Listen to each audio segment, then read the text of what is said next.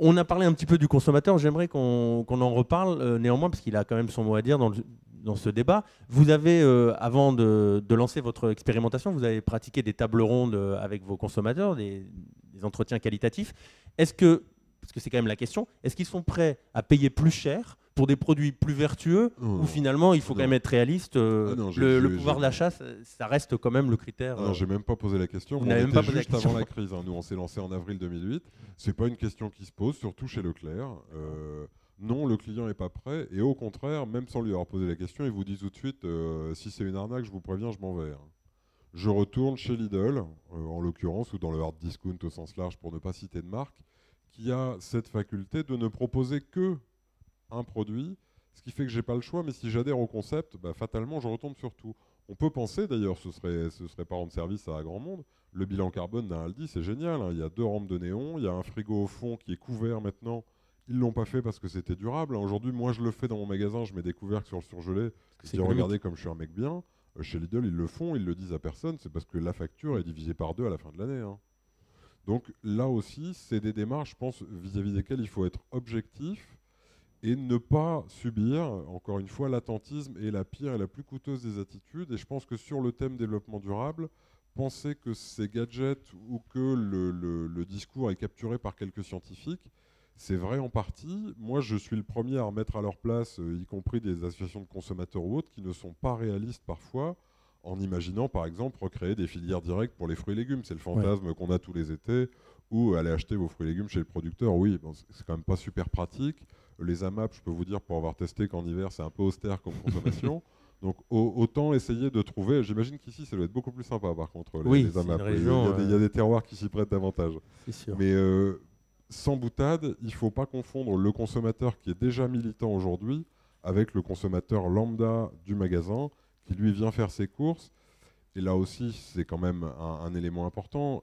Quand j'étais plus jeune, il y passait, c'est pas très vieux, ça date des analyses sac de caisse, donc c'est 96. Le consommateur passait 2 heures en magasin et il y avait encore une majorité de clients qui trouvaient que c'était sympa. Aujourd'hui, ils y passent 3 quarts d'heure.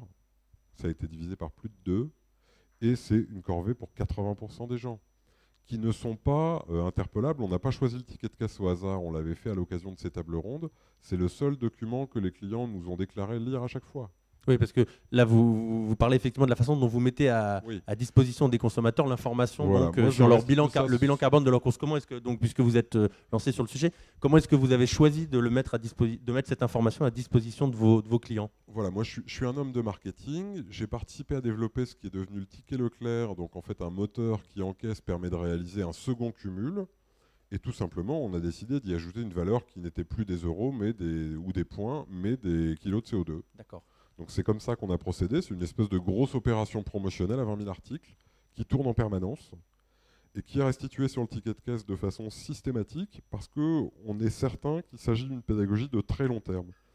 Une de mes plus grandes fiertés aujourd'hui, c'est que je savais avant l'expérience qu'effectivement, des clients, vous leur posez la question à la caisse, avant d'y passer, à 2 euros près, ils savent pour combien ils vont en avoir. Il y a des clients qui font leurs courses à la machine à calculer. Il y a aussi des clients qui, à vue de nez, savent vous dire pour combien il y en a dans leur caddie. Aujourd'hui, ils savent aussi quel est le bilan CO2 moyen de leur caddie. Et ils sont aussi capables de mesurer les accidents à la hausse comme à la baisse. Déjà, vous l'avez mesuré? Aujourd'hui, sur les retours qu'on a, on a des clients qui me disent « Bah oui, j'ai été surpris la dernière fois.